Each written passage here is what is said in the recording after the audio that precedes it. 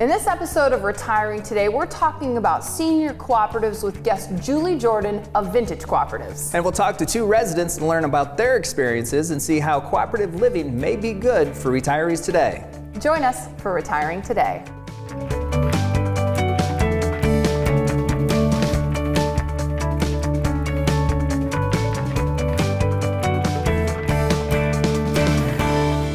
Welcome to Retiring Today. Thanks to baby boomers, there are more options than ever when it comes to senior living. We've got Julie Jordan here with us. She's with Vintage Cooperatives, and we'll talk to her in just a moment about one of those options. But first, I'm sitting by Merkel. He's a certified financial planner. And Lauren, you sit down with families every day and they talk about transitioning into the next phase of living, what that might look like.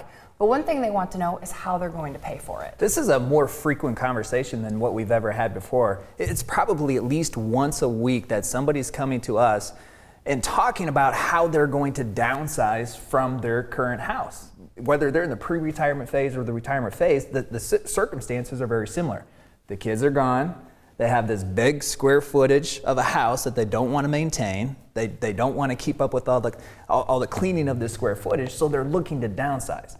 But in today's housing marketplace, downsizing doesn't necessarily mean down pricing. So what they're finding is becoming increasingly more unaffordable to downsize their house with the traditional housing options.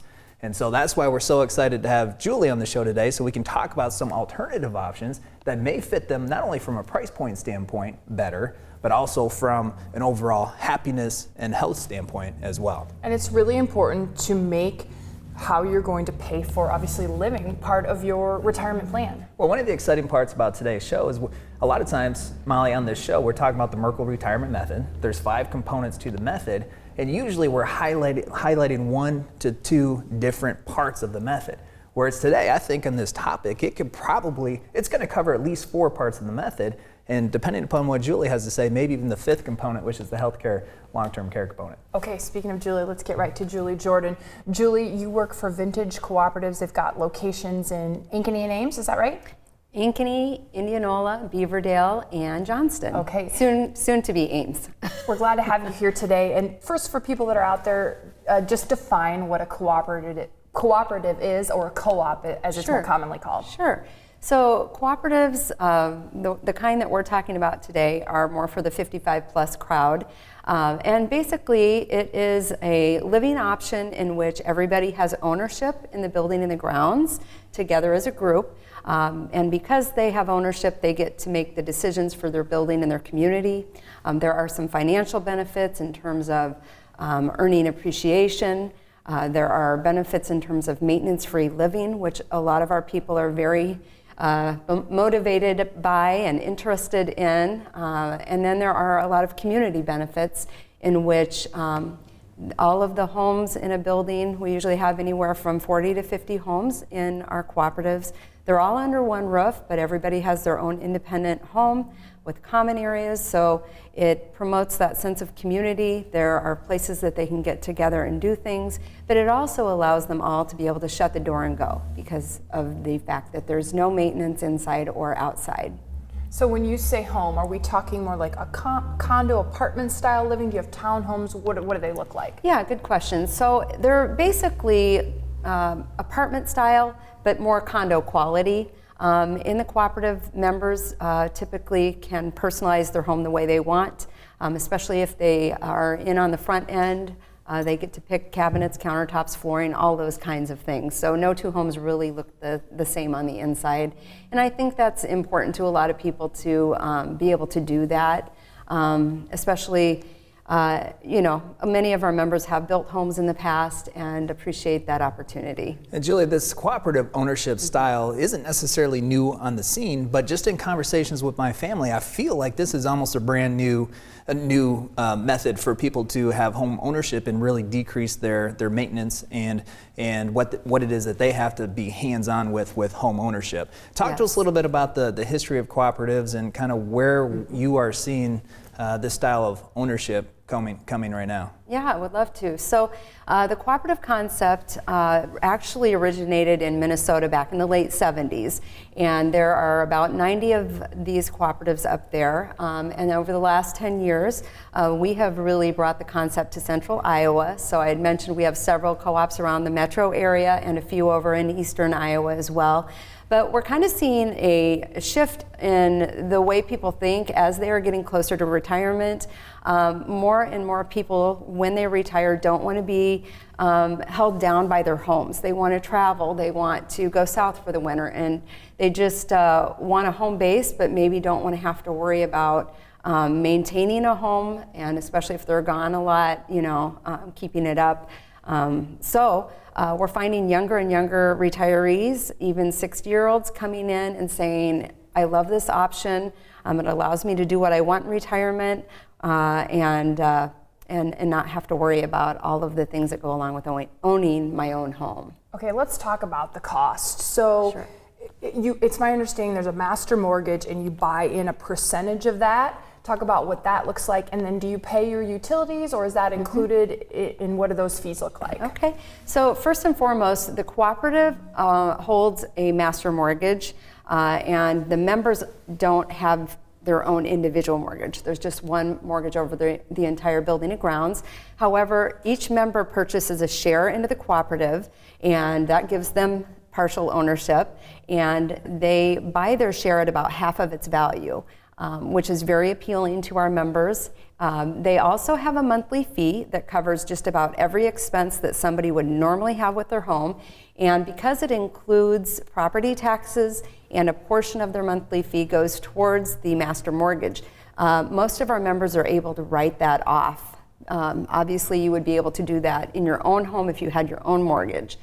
Here they don't have their own mortgage, but they still get those benefits. Would you find that most of the people who have cooperative lifestyle, the main benefit that they find is more from a financial standpoint, or are there other benefits that they really appreciate up and above the financial benefit of the cooperative style? Yeah, I would say the financial is a big part of their decision.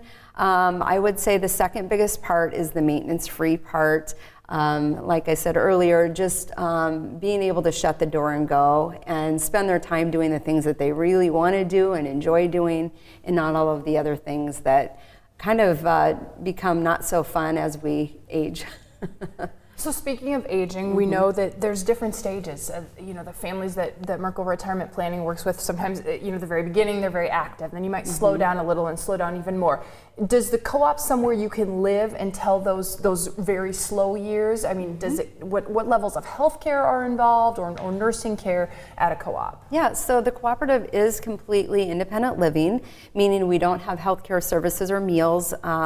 However, if somebody needs some assistance, and it's maybe on a temporary basis, they can bring in-home health care, just like they would if they were in their own single-family home. A couple of our cooperatives are on campuses with assisted living and memory care options, which makes a little bit of an easier transition if they do need to move. And I think there are some cooperatives that have relationships with care companies to maybe have someone coming into the co-op if there are enough people that are having some needs that way. How easy is it for them to sell out of their ownership of the co-op when it comes time whether they want to or they have to? How easy is it for them to liquidate the ownership? Yeah, the goal is to try and make it as easy as possible. We have a housing manager in all of our buildings, so when somebody needs to resell their share, it's the housing manager's job to get it resold for that member. The member doesn't have to find a realtor or anything like that. There are no realtors fees or commissions. There is usually a flat fee between $500 to $1,000, which is very reasonable. And then once the share resells, the member gets their share price back plus the appreciation that they've earned. What are those appreciation values typically like? Yeah, typically our cooperatives, we use a formula between 1% and 2% each year of their shares total value. So I would say in dollar terms, that's probably going to be anywhere from $3,000 to $6,000 a year that they're earning in appreciation. One of the parts of the Merkle retirement method is the legacy plan, the legacy transition. We're always talking with our families about how to transition their assets in the most efficient way. to the next generation. How does that work with the cooperative ownership? Yeah, so it's very similar to if somebody sold their home, their proceeds would go to their estate and then get passed on to the family, however they have that set up. Okay. Okay, Julie Jordan with Vintage Cooperatives. If someone watching is interested in checking out the different cooperatives in the different areas around the state, where should they go? Yeah, we have a website, it's vintagecooperatives.com. We also have our main office in Ankeny, Iowa, and our phone number is 515-279-3000. Okay, Julie, thanks for joining us. Still to come on Retiring Today, we talked to two residents of Vintage Cooperatives. Claudette and LeRoy join us next.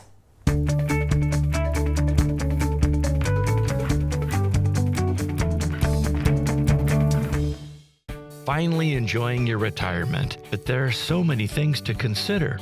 How long will your income last? What will you do about long-term care? How do you set up your legacy to last for generations? Now is the perfect time to attend our Boost Your Retirement class. This class will help you take your retirement plan to the next level and set you up for success. Spots for this class are limited. Call today or sign up online at merkelclass.com. You've worked a lifetime to prepare for retirement, but getting organized can be overwhelming. Important decisions need to be made about Social Security, health care, and retirement income. Where do you begin? At our Journey to Retirement class, you'll learn how to maximize your Social Security benefits, choose your best health care options, and avoid losses during the next market correction. Spots for this class are limited. Call today or sign up online at merkelclass.com.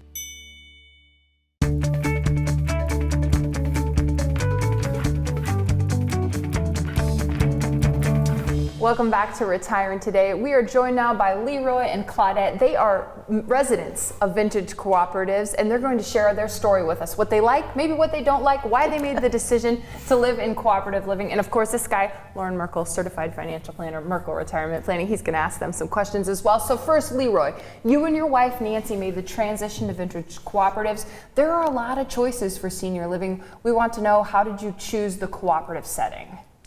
Well, we were interested in the last several years, we've been managing retirement communities. So rentals was one of the things that we were familiar with. But cooperative was something different. When we heard the advertisement on the radio, we decided, let's take a look at that. And we came over to visit in Ankeny, and it was amazing what was offered and how it's structured. So that was what we started our journey into this area, and within a month we decided this is what we wanted to do. What was it? That's a relatively quick decision time frame. What was it that really drove you and Nancy to make that decision relatively quickly to say this cooperative lifestyle is really the lifestyle for us? Well, to be honest with you, climbing ladders and cleaning gutters and trimming trees was getting further down on my wife's weekly to-do list. So I decided we needed to do something different. So that was why in the maintenance of property management was getting harder for us to do. Mm-hmm. We needed to make a change. Good. So Claudette, tell us about your process. How did you make the transition? My process was relatively easy. I'd been getting flyers in the mail talking about Vintage Co-op, and I thought, I don't know what a co-op is or anything. So I finally went to a meeting, and I was so impressed with everything they said that night. A lot of the things that Julie talked about earlier today, I signed up that very night. Wow. I made my decision on the spot. I thought a month was quick. Yeah, I have LeRoy and Nancy beat. And furthermore, the couple that I was sitting next to, I didn't know them before that evening, but they caught my enthusiasm and they signed up that night right after me. Wow. Yeah. Okay, so we know the low maintenance living, LeRoy, was something that you really liked. What did you like best, or what do you like best? What I like best now is the friendship, the sense of community, the spontaneity, sociability. We're all under one roof. So if the weather's bad outside, we don't have to go outside, but you're not isolated. I moved from a condo in Iowa City. I'm not isolated in my own unit. I can go down to any of our common areas, the great room, the library, the club room, and find someone to spend some time with. Okay, so what other options, I'll let either one of you answer this, did you look at, and how did affordability and some of those other financial pieces play into you landing at a co-op? I went home and did a cost analysis of what it cost us to live at our home and what it cost us to live at a co-op. And I said to Nancy, I think we can do this. So it was cheaper to invest, take your money that you get out of your home and buy into a co-op, and then do the monthly fee was cheaper than living at home. So it was an easy financial decision. And once you know that you made that financial decision, it's the right one, and you know that you made a right choice. Claudette, what about you? How did you make the financial Same decision? thing for me. After I made my on-the-spot decision, I got out all of the information that I'd received that night, and I did the cost comparison, what it was costing me then to live in my condo in Iowa City, what it would cost me to live in a co-op at Vintage. And I also came to the conclusion that, yes, this is something I can afford. And so financially, it was a really, really good move. And as Julie said earlier, there are some real financial benefits from living in a co-op because theoretically, you can deduct the mortgage interest and you can deduct property taxes. So to me, it was just too good of a deal to be true.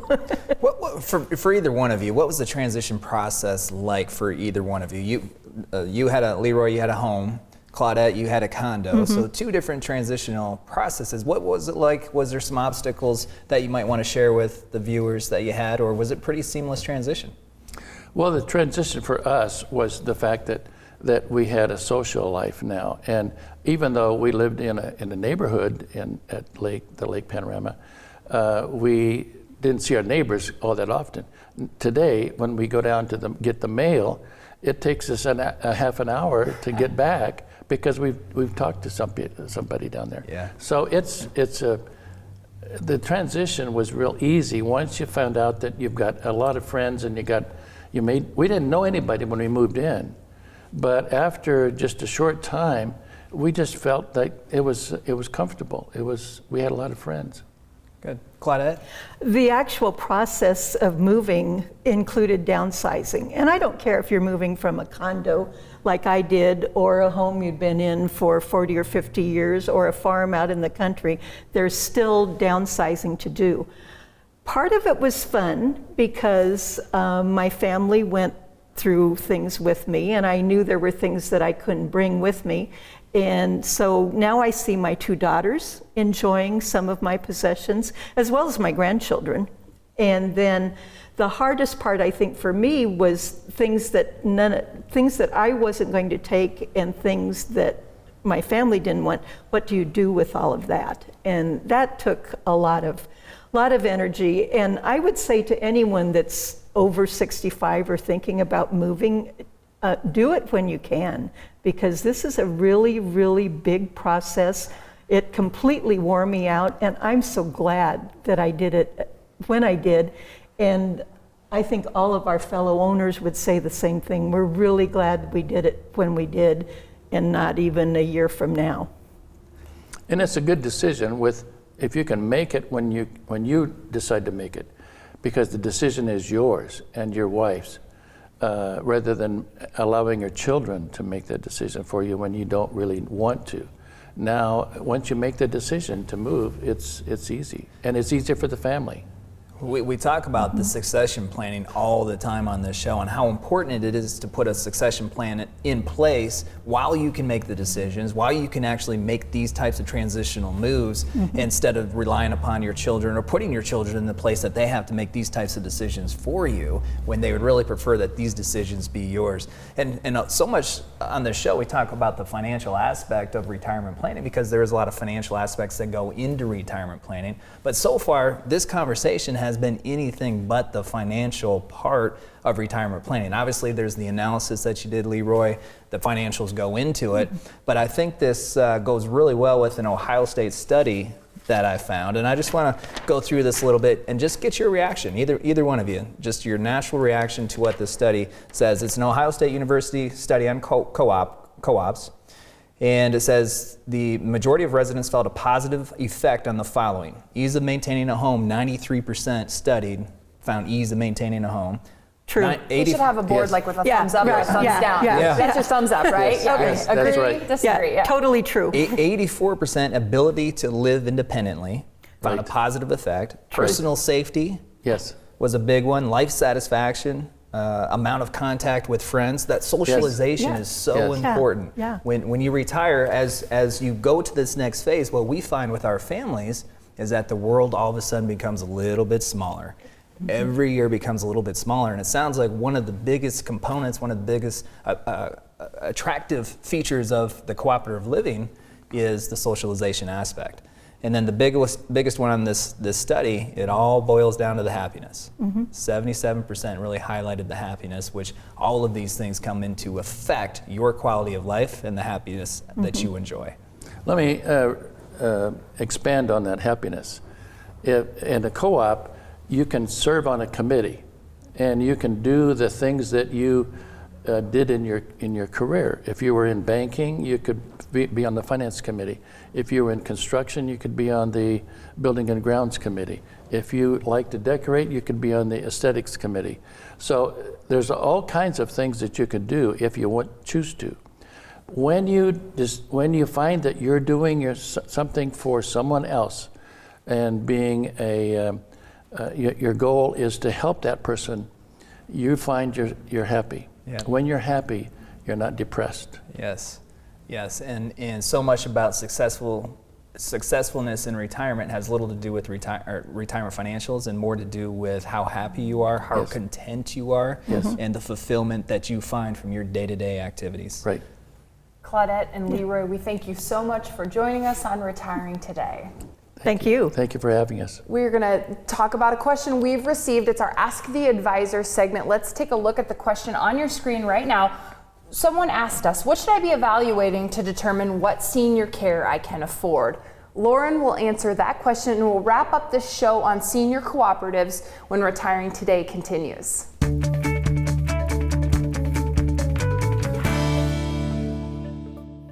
You've worked a lifetime to prepare for retirement, but getting organized can be overwhelming. Important decisions need to be made about Social Security, health care, and retirement income. Where do you begin? At our Journey to Retirement class, you'll learn how to maximize your Social Security benefits, choose your best health care options, and avoid losses during the next market correction. Spots for this class are limited. Call today or sign up online at merkelclass.com. You made it. Years of hard work, investing, planning, and now you're here. The long-awaited reward you spent a lifetime looking forward to. But what now? After years of growing a nest egg, now you may want to manage it. Use it to fund your dreams. Make it last as long as you need it. And leave some for those you love.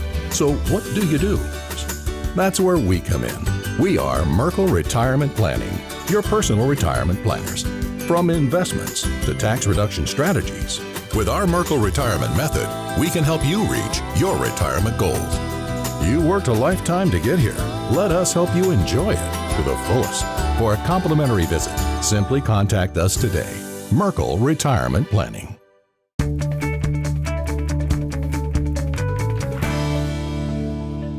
Welcome back to Retiring Today. We had this question come into our offices recently. It's on your screen. What should I be evaluating to determine what senior care I can afford? Lauren Merkel is a certified financial planner and a retirement planner, so this is something you talk with families about every day. There are a lot of options when it comes to senior living. How do people decide what they can afford? Yeah, and like I mentioned in the beginning of the show, this is a conversation that we are having in an increasing frequency because now there are more options than what people have ever had before as to where they should live, where they want to live. in that next phase of their life. So there's a lot of factors that you should focus on. Of course, there's all the intangibles, which we talked with Claudette and LeRoy about, right? All the side benefits of the socialization aspect. You have the comfort of being closer to a community that you really enjoy. You have the open garden activities, all the socialization aspects that come with a cooperative lifestyle. But then you also have the financial aspect. You have to be able to afford it. You have to have a plan in place to say, here's how I'm going to pay for this type of housing now. Here's how I'm going to be able to afford this type of housing 10, 15 years down the road as well. And then maybe even a transition plan of when you pass on, how do you pass on what's left over to the next generation? And Molly, this is what we're talking about all the time on this show, is how to put the plan in place that's customized to you to make sure that you're living the retirement dreams that you want to. And if that involves a cooperative lifestyle, or it involves living in your a home, a single residence home, or a condo, or any other type of lifestyle, that plan is absolutely essential to make sure that you're getting the most out of what you've saved over a lifetime and you're enjoying your retirement to the maximum. And today we just talked about cooperatives, one of the many options for senior living. We did a whole entire show about the different options. We did it with Becky or Montgomery. She's with Iowa Senior Home Finder. You can find that episode on our YouTube page. It's Merkel Retirement Planning. So Lauren, when you're making where you're going to live part of a customized retirement plan, do you find that it's better to decide on the monthly living budget and then decide how you're going to live, or do you work with families and say which one of these options do you like best, and then put the finances behind it? This might surprise you. We do it both ways. Some people are really focused on the financial aspect. How much can I afford? And then they fit their lifestyle, their living quarters within that type of budget structure. And other people, they're more focused on, here's what I want my life to look like. Here's what I want to do when I wake up. Here's what I want to be surrounded by. Here's the activities that I want to be close to. And then we find a way to work that within the overall budget. So either way works, and that's why everybody's plan is unique to what it is they're trying to accomplish and the resources they have available. So would you say the main takeaway from today's show is to have a plan in place and then you're not guessing at those numbers? Definitely always have a plan in place, but I think also the main takeaway of the show is just more awareness. The cooperative lifestyle has been around for a while, but now it's becoming increasingly more recognized. More people are becoming more aware of it, and hopefully the show creates more awareness and people are more aware of this is an alternative if you're looking for something different than just a single residence house. Yeah, we're thankful to Claudette and LeRoy for sharing their experience, and Julie Jordan. She was great as well, so it's been, I think, a learning opportunity for us as well. Yeah, most definitely. I certainly enjoyed the conversations with the three of them, and I learned something as well. Every day we're trying to learn and get better. Okay, we'll keep educating people right here on this show. It's Retiring Today, and we thank you for watching.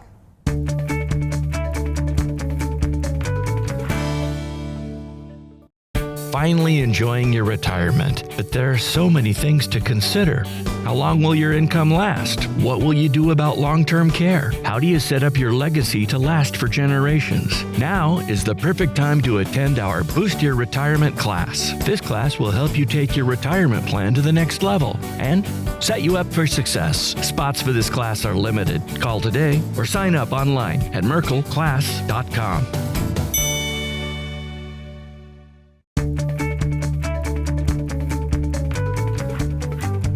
From our family to yours, we hope you have a wonderful weekend. We hope you enjoy the show. We'll see you next week.